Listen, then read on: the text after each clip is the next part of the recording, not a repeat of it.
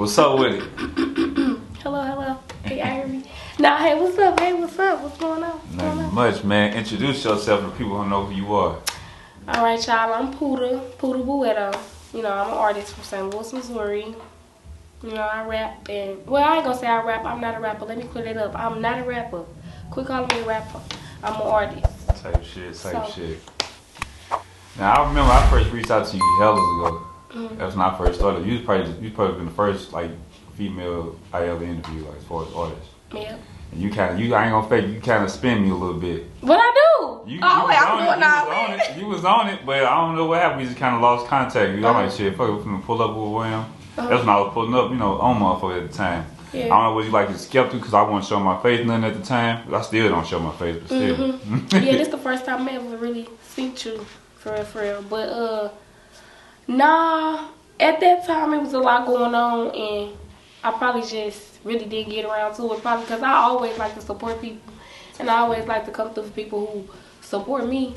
So the only thing that I could really think of is probably it was just the beginning of my little taking off. I was kind of buzzing at the time, because that's probably, I think that's the time. I think, yeah, the song I seen that drew my attention to was that Drummer Man. Yeah, that was when I was, that's when I was doing all that buzzing or whatever. So I probably was faking you out a little bit, but I definitely didn't mean to. I probably just had a lot going on, like, at the time. Gotcha. It's all good. It's like, we heard now. That's all that matters. We heard now. We heard now. For sure. We'll start from the beginning a little bit. What part of St. Louis did you grow up in? I can't really tell you a specific part that I grew up in, because I literally bounced around so much during my childhood. But I can tell you a place that I, like, you know, feel like this where my family is, this where the people who got my back, you know what I'm saying? That was when I started being on the west side. That wasn't until I was about like 14, 15 years old though.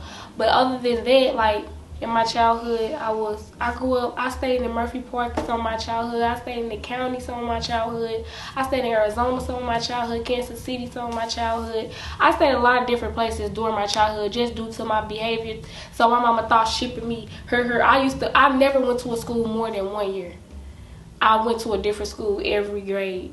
Like, I never stayed. Like, that was a hard part of my childhood for me though, because I made friends, like good friends, and when I made good friends, like, I would have to tell them goodbye every year. And so, yeah, I really don't have a place that I could say I grew up here.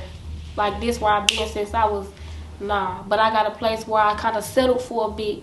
And that was the only place I was there for over a year, which was on the west side. Gotcha. You know what I'm saying? I was over there thugging for a couple of years. You hear me? Yeah, so.